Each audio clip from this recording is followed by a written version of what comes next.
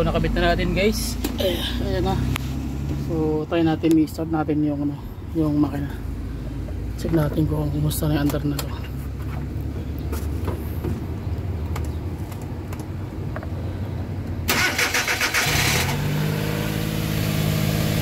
Yun. So far okay na yung andar niya. So yun lang mga basic pointers guys pag assemble ng makina na T6A. So gawin natin. Yan, medyo umiit na siya, so kaka-idle na yan. Okay,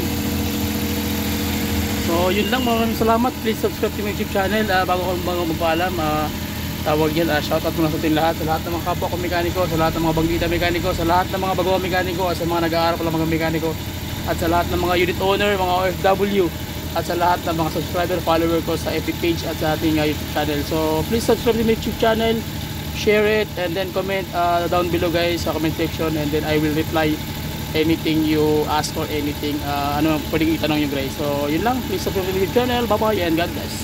See you.